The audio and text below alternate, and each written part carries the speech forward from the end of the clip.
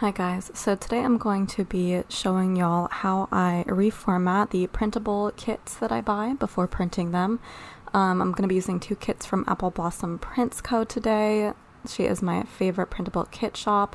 I'm going to start with the Teddy Bakery kit, amazing art from Kittenish Jess. I'm just showing you all the pages now and getting rid of the ones that I know I don't need. I already printed off the Fashion Girls for myself earlier, so I got rid of that right away, and right now I'm just going through and erasing the entire pages that I know I don't use and picking out some bits and pieces from others that I know I want to duplicate. I always take the fancy labels and extra little things from this particular page. I always take them and duplicate them throughout the rest of the kit because they aren't super prevalent anywhere else, and I always need more of those two types of labels. So right now I'm just kind of going through and reviewing what else I have to work with, getting rid of other stuff I don't need. I'm just looking at the full boxes right now, seeing if anything is repeated, because sometimes she provides like extra full boxes or like alternate skin tones that I need to replace, so I'll show examples of that later. But right now I'm just going through the glitter header page and getting rid of most of the stuff I don't need. I only ever take the meals header and a piece of patterned washi to put behind it. It's the only thing I take from that top section, so I just get rid of anything else and typically fill up that space with little things. And then I'm also getting rid of all the rounded labels. I get rid of things just by erasing them, by the way, manually, which doesn't take that long. But yeah, I don't use rounded labels. I only like squared ones, so I typically just get rid of all the rounded ones and duplicate squared items. And her cut lines for the movie marquees are always rectangles, but I like ones that actually look like movie marquees, so I did kind of makeshift my own cut line, and I always bring that over onto the movie marquee. So same with the Deco Page. I'm just going to go ahead and erase the stuff I don't use. She provides two sidebar trackers, but I usually pick the lighter one to use because it's easier to write on, and she also gives way more flags than I need. I only use 2 flags, so I typically just pick my favorite 2 flag patterns and erase everything else. However, they're not often next to each other, so I usually have to kind of separate them out and then move them to where I want them to go. Not in this one though. In this one I'm just like inserting stuff around it, so I'm taking that meals header and washi and just sticking it on that page because it fits nicely. And on this extra page, I am getting rid of these scalloped labels because I don't use those either. And I'm going to put some fancy labels in that place. Same thing with getting rid of the rounded labels as well. Her third boxes actually aren't that big. They're about the size of the fancy labels, so I don't really know I'm duplicating the fancy labels instead of the third boxes, but oh well. So here I am putting the fancy labels, not fancy labels, the little things on the headers page. I can actually fit 5 rows, so I do typically stick all 5 rows in there, and I try to take the ones from the very last page because they're usually the lightest ones and the easiest to write on, so that's why these are the ones that I'm duplicating.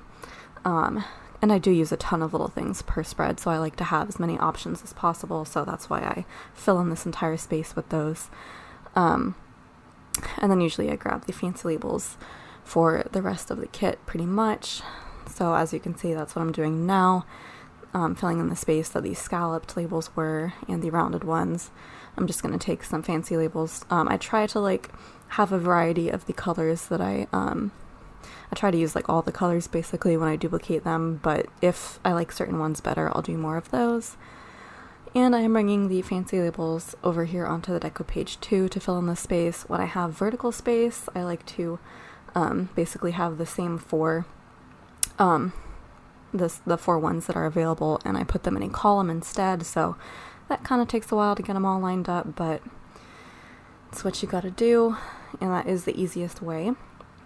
There are certain ways I like Silhouette better than Photoshop because it's easier to do stuff like that because it treats everything as one layer basically. I like the layers function of Photoshop, but in this particular situation it's easier to edit all this in Silhouette.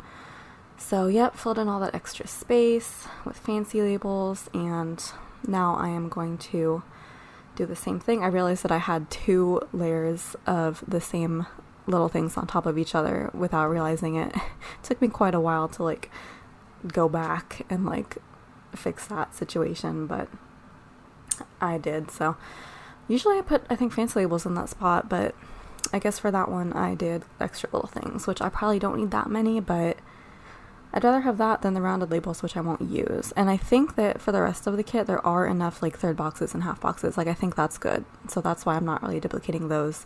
But little things I do run out of the most. So right now I'm just deleting everything extra that I didn't need to use or that I was done duplicating, and reformatting the registration marks to make them bigger. And now I'm going into the Sundae kit, which is another one that I purchased. So I'm doing the same thing. I'm just showing you all the pages and then just deleting the ones that I know I'm not going to use straight up.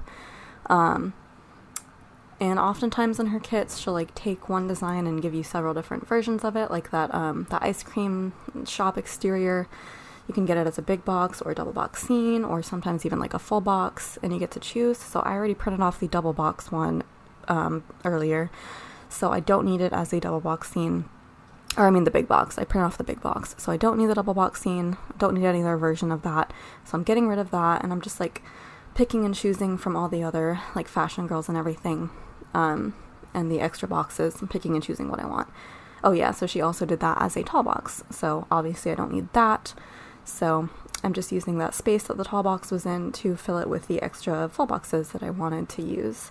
So I did want that particular scene of like the kind of empty shop interior, or not like empty, but like nothing in the foreground, because I wanted to see the whole art. So there's that. And then now I'm doing the same thing where I take this page and I just pick out the extra little things and fancy labels from this page. I don't really use the check boxes. I don't pretty much don't ever use icons that come in kits. I think I might start doing it with the Scroll Prints Co. like mystery kits that now have the icons in them that are like colored for the kits. I may start using those, at least the icons that I actually use, because like those are from the same artist that like I buy my icons from both SBC and Carly Plans. They're all from that same artist, and that's pretty much the only one that I use. So yeah, I don't really use them from other shops, but a lot of shops are doing them, which is pretty cool. So yep, I am now just filling in this extra space again with more fancy labels. I already got rid of the rounded labels and scallops. And yep, just doing the same thing on this page as well, getting rid of the extra sidebar tracker and heart checklists. All of these like giant empty spaces that are left in kits, in other kit reformats, as you may see in a haul that I'm about to film, I do fill up that space with extra full boxes as well. Whenever somebody provides like several alternate full box options, I will typically slot them in to those spaces so I don't have to print them off on separate sheets, instead of just like filling up that space with a crap ton of like little things that I may not necessarily need that many. I will use that space wisely when it is provided to me. So I do try to be careful not to print off extra sheets when I don't have to, or like extra, quarter sheets when I don't have to, because it can be kind of a pain to format those. But like the big box that I already printed out, that was separate, because that's kind of hard to fit in elsewhere. And the Fashion Girls page from the Teddy Bakery kit, those I put next to each other because those two quarter sheets basically made the equivalent of like a half sheet, so that made sense. But yeah, there are others that you'll see in my haul where like I had to fit in like a tall box sideways on one of the pages to make it fit. So I get kind of creative with that space because I know that I don't necessarily need those fancy labels and little things, but those are the things that I am most likely to need more of. And so this is just an example of from Apple Blossom Prints, because her format I really like working with, and I'm used to working with it, so I do the exact same thing for every kit, but, well, depending on the amount of extra full boxes there are, but it's pretty much the same. Other shops are different, so I may do another video if you want to see how I work with Pink Planner Shop kits or Leonard Designs kits. I may do that if you guys want to see it, but I mean, it's pretty much just the same like way that I'm doing this here, like duplicating and erasing and switching the position of things, moving things forward, moving things back, so that like things aren't covered up when I like place them where they should go.